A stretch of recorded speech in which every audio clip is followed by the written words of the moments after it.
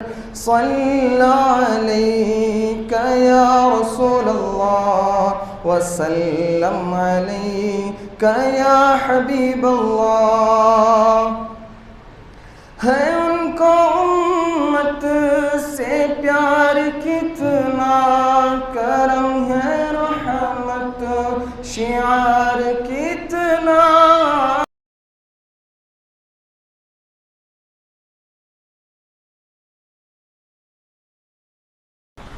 السلام علیکم ورحمۃ اللہ وبرکاتہ.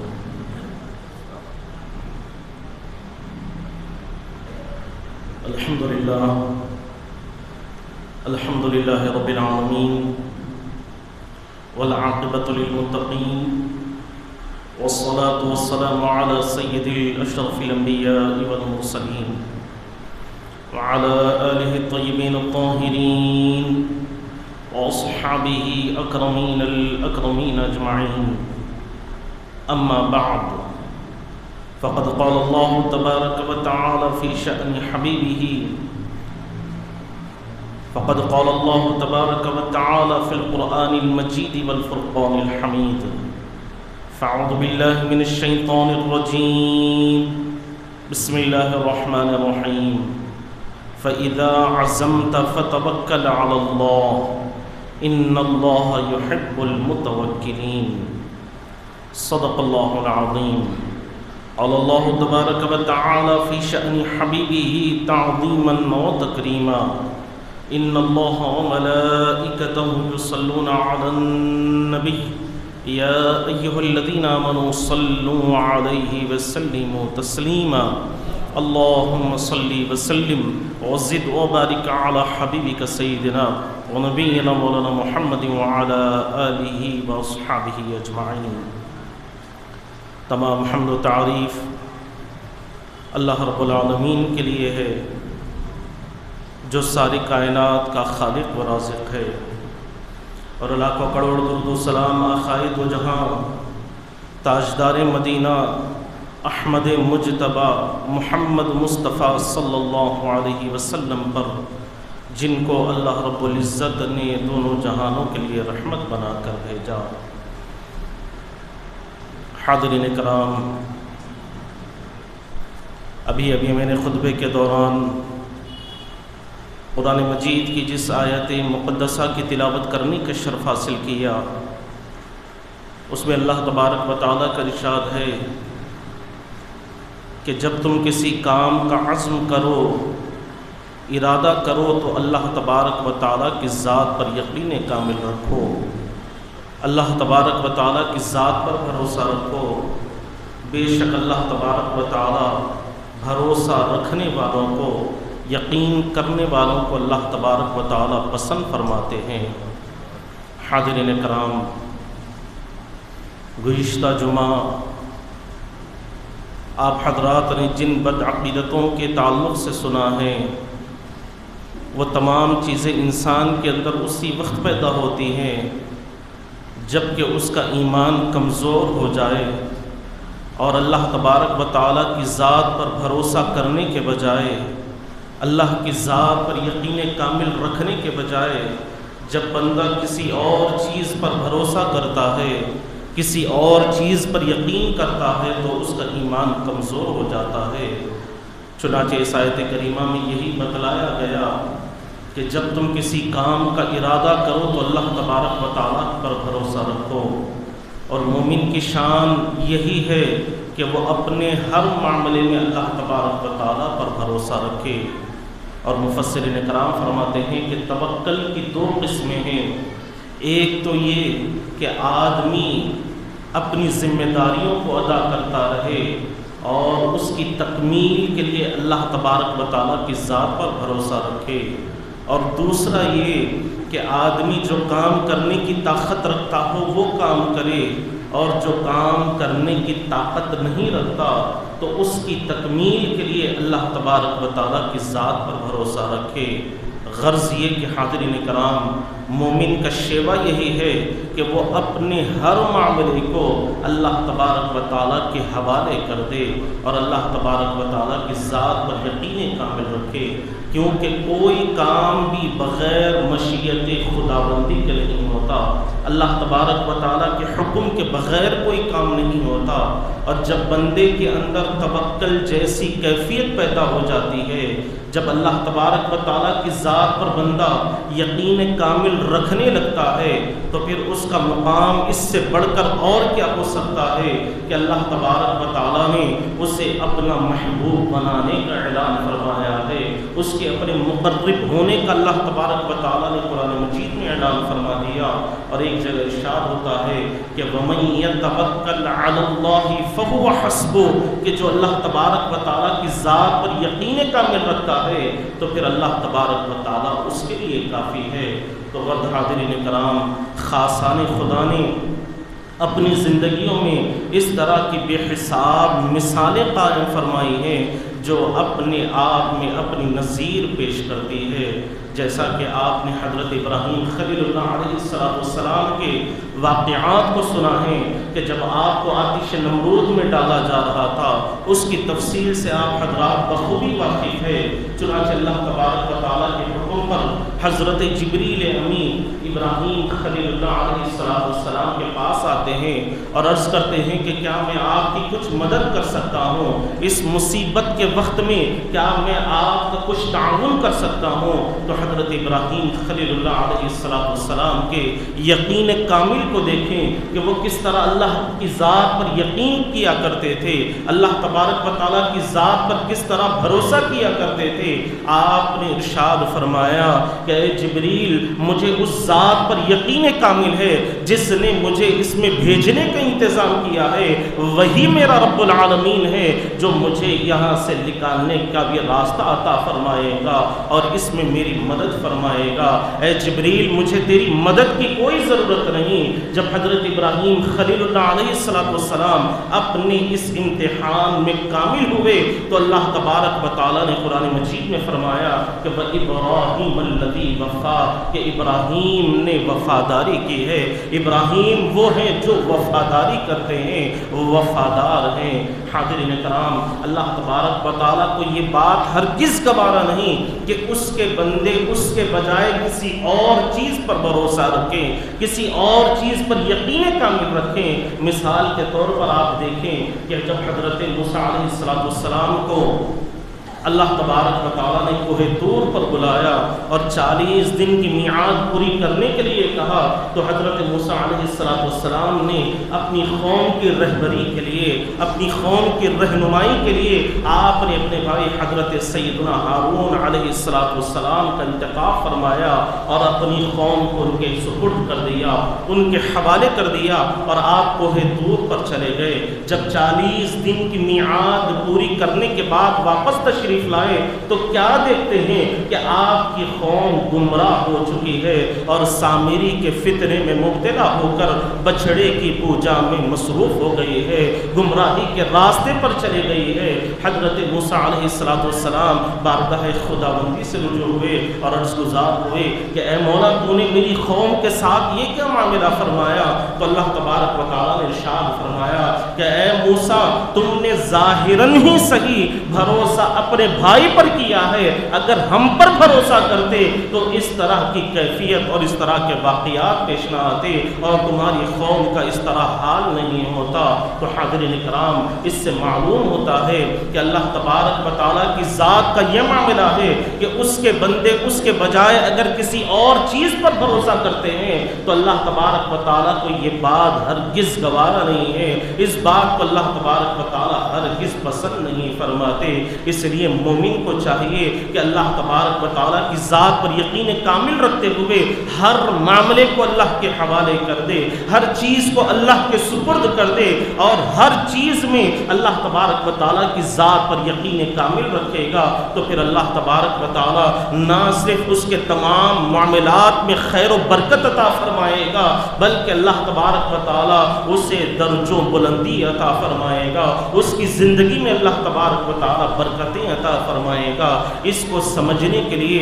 بس یہی ایک واقعہ کافی ہے کہ ایک مرتبہ خالد و جہاں صلی اللہ علیہ وسلم مسجد نبوی شریف میں تشریف فرما ہے، تمام صحابہ کرام رضوان اللہ علیہ مجمعین بھی موجود ہے، اتنے میں ایک مسافر بارگاہ نبوی میں حاضر ہوئے اور عرض گزار ہوئے کہ یا رسول اللہ صلی اللہ علیہ وسلم، میں مسافر ہوں، میرے کھانے کا کچھ انتظام فرمائیے۔ تو عقائد و جہاں صلی اللہ علیہ وسلم نے ارشاد فرمایا کہ کون ہے جو اس مہمان رسول کی مہمان نوازی کرے، ان کے لیے کھانے کا انتظام کرے۔ یہ سننا ہی تھا کہ حضرت ابو طلحہ رضی اللہ عنہ اٹھ کھڑے ہوتے ہیں اور عرض گزار ہوتے ہیں کہ یا رسول اللہ صلی اللہ علیہ وسلم، میں آپ کے اس مہمان کی مہمان نوازی کروں گا، آپ مجھے خدمت کا موقع عطا فرمائیں۔ چنانچہ خالد و جہاں صلی اللہ علیہ وسلم نے انہیں اجازت عطا فرما دی۔ حضرت ابو طلحہ رضی اللہ عنہ اس مہمان رسول کو لے کر سیدھے اپنے گھر کو تشریف لاتے ہیں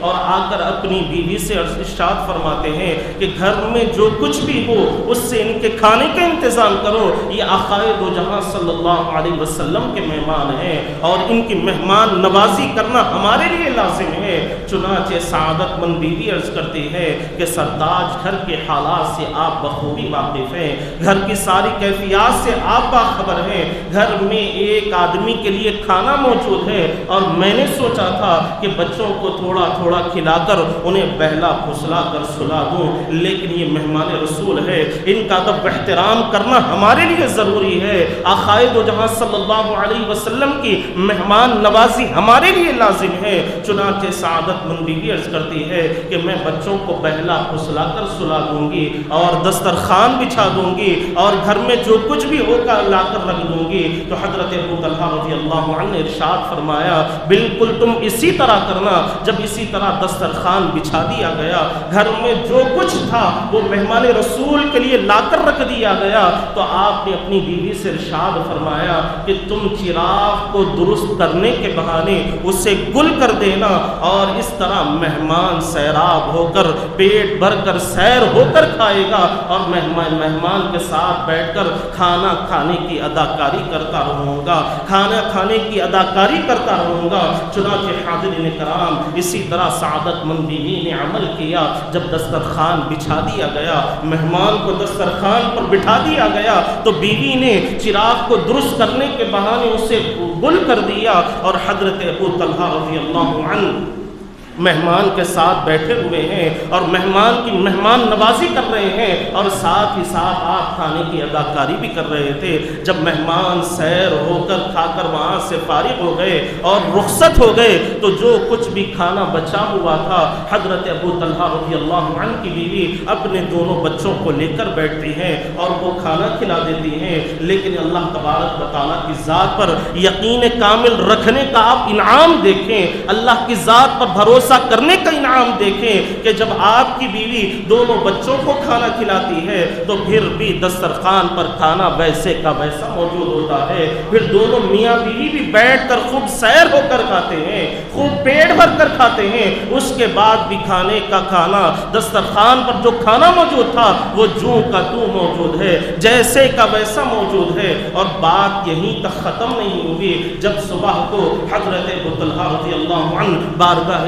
مصطفی میں حاضر ہوتے ہیں تو آقائے دو جہاں صلی اللہ علیہ وسلم نے حضرت ابو طلحہ کو اپنے سینے سے لگایا اور ارشاد فرمایا کہ اے ابو طلحہ، تم نے بہت ہی بہترین سودا کیا ہے، بہت ہی بہترین سودا کیا ہے۔ اللہ تبارک و تعالیٰ نے تمہارے نہ صرف کھانے میں برکت عطا فرمائی بلکہ تمہارے اس عمل کی وجہ سے اللہ تبارک و تعالیٰ نے قرآن مجید میں تمہاری تعریف و توصیف بھی بیان فرما دی۔ اس کے بعد آپ نے سورہ حشر کی 9ویں آیت مبارکہ تلاوت فرمائی تو حاضرین اکرام اس سے معلوم ہوتا ہے کہ جو بندہ اپنے تمام معاملات کو اللہ کے حوالے کر دیتا ہے، اپنی ہر چیز کو اللہ کے سپرد کر دیتا ہے اور اللہ کی ذات پر یقین کامل کر لیتا ہے، تو پھر وہی حدیث پاک جس میں آقائے دو جہاں صلی اللہ علیہ وسلم نے فرمایا کہ من کان للہ کان اللہ لہ، کہ جو اللہ کا ہو جاتا ہے تو پھر اللہ تبارک و تعالیٰ بھی اس کا ہو جاتا ہے۔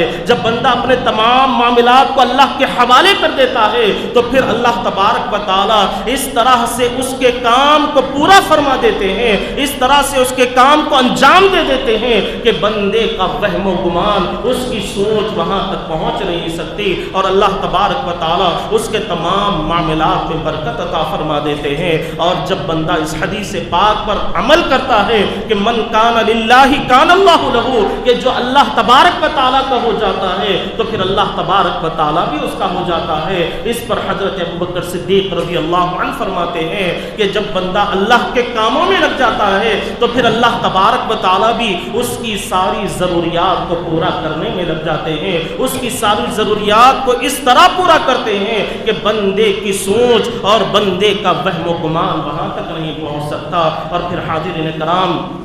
اس کو سمجھنے کے لیے بس یہی ایک حکایت کافی ہے کہ ایک مرتبہ حضرت حبیب عجمی رحمۃ اللہ علیہ جو بہت بڑے ولی کامل بزرگ گزرے ہیں، آپ کی سیرت مبارکہ میں آتا ہے کہ ایک مرتبہ آپ پانی نہانے کے لیے ایک گھاٹ کے پاس جاتے ہیں اور اپنے کپڑوں کی گٹری کو وہاں پر رکھ دیتے ہیں اور پانی نہانے کے لیے تشریف لے جاتے ہیں۔ آنے میں کچھ تاخیر ہو گئی تو اسی راستے سے آپ کے پیر و مرشد حضرت حسن بصری رحمت اللہ علیہ تشریف لا رہے تھے۔ جب آپ نے اپنے مرید کے اس کپڑوں کی گٹری کو دیکھا تو پہچان گئے کہ یہ ہو نہ ہو حبیب عجمی کی ہے، چنانچہ آپ وہیں پر تشریف فرما ہو گئے اور ان کپڑوں کی حفاظت کرنے لگے۔ جب کچھ دیر کے بعد حضرت حبیب عجمی رضی اللہ رحمت اللہ علیہ تشریف لاتے ہیں اور اپنے پیر و مرشد کو دیکھتے ہیں تو بڑے ہی حیرت زدہ ہو جاتے ہیں۔ حضرت حسن بصری رحمت اللہ علیہ نے ارشاد فرمایا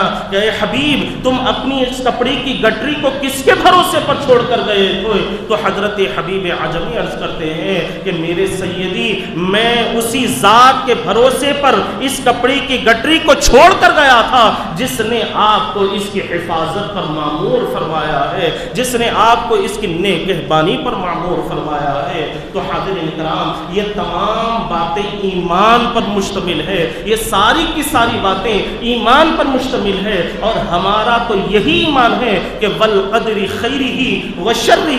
چاہے خیر کا معاملہ ہو یا شر کا معاملہ ہو، اچھائی کا معاملہ ہو یا کوئی برائی کا معاملہ ہو، یا نفع ہو یا نقصان ہو، ہر چیز اللہ تبارک و تعالیٰ ہی کے حکم سے ہوتی ہے۔ ہر چیز پر اللہ تبارک و تعالیٰ کی قدرت کاملہ شامل ہے۔ اللہ کے حکم کے بغیر نہ کوئی کسی کو نقصان پہنچا سکتا ہے، نہ کوئی کسی کو نفع پہنچا سکتا ہے۔ تو پھر ہمیں یہی سبق دیا جا رہا ہے، یہ پیغام دیا جا رہا ہے کہ تم اپنے ہر معاملے کو اللہ کے حوالے کر دو، ہر چیز کو اللہ کے سپرد کر دو، اللہ کی ذات پر یقین کامل رکھ لو، تو پھر اللہ تبارک و تعالیٰ تمہارے اس کام کو نہ صرف مکمل فرمائے گا بلکہ تمہیں اپنے محبوبین میں اللہ تبارک و تعالیٰ شامل فرمائے گا۔ لیکن حاضرین کرام، ہمارا مقام، ہماری کیفیات کا معاملہ یہ ہے، افسوس صد افسوس کہ ہم اللہ تبارک و تعالیٰ کی ذات پر یقین کرنے کے بجائے، جس طرح میں نے گزشتہ جمعہ عرض کیا تھا کہ ہمارا ایمان کالے دھاگوں پر بندھا ہوا ہے، ہاتھ اور پیر میں تاگے باندھ کر ہم اس پر یقین کرتے ہیں کہ اس سے ہمیں نظر نہیں لگے گی، ہماری حفاظت ہو جائے گی، ہم کوئی حادثات کا شکار نہیں ہوں گے۔ اور پھر چھوٹے بچوں کو بھی جو کالے تاگے باندھے جاتے ہیں، اگر وہ خوبصورتی کے لیے باندھا جاتا ہے تو بالکل اس کی اجازت ہے۔ اگر ہم اس خیال سے باندھتے ہیں کہ کالے تاگے بچوں کو باندھنے سے نظر نہیں لگے گی، بچوں پر بری نظر کا اثر نہیں ہوگا، تو پھر حاضرین کرام، شریعت میں اس چیز سے منع کیا گیا ہے۔ اس طرح کے عمل کو عمل کرنے سے شریعت اجازت نہیں دیتی، اس طرح کے اعمال کرنے سے شریعت منع کرتی ہے۔ اگر آپ خوبصورتی کے لیے چھوٹے بچوں کو جو ہاتھ اور پاؤں میں تاگے باندھے جاتے ہیں، اگر خوبصورتی کی نیت سے اگر آپ باندھ رہے ہیں تو بالکل اس کی اجازت ہے۔ اگر آپ بری نظر کا تصور کرتے ہوئے باندھ رہے ہیں تو پھر شریعت آپ کو اس طرح کا عمل کرنے کی اجازت نہیں دیتی۔ اور ساتھ ہی ساتھ بڑے حضرات کو بھی چاہیے کہ وہ اپنے ہاتھوں میں تاگے باندھنے کے بجائے، اپنے پیروں میں تاگے باندھنے کے بجائے اللہ تبارک و تعالیٰ کی ذات پر یقین کامل رکھیں۔ اور یہ بڑوں کی ذمہ داری ہے کہ وہ بچوں کو سیدھا راستہ دکھائیں، صراط مستقیم پر چلنے والا بنائیں، قرآن مجید کی تعلیمات پر عمل کرنے والا بنائیں، شریعت مطہرہ پر عمل کرنے والا بنائیں۔ لیکن جب بڑے ہی شریعت سے واقف نہیں ہوں گے تو پھر اپنے بچوں کو وہ شریعت کی کیا تعلیم دیں گے؟ جب بڑے ہی قرآن کے احکامات سے ناواقف ہوں گے تو پھر بچوں کو کیا قرآن مجید کے احکامات بتلائیں گے؟ آج ہمارے گھروں کے حالات، ہمارے مسلم معاشرے کی حالت یہ ہو گئی ہے کہ شریعت پر عمل کرنا تو بہت دور کی بات ہے،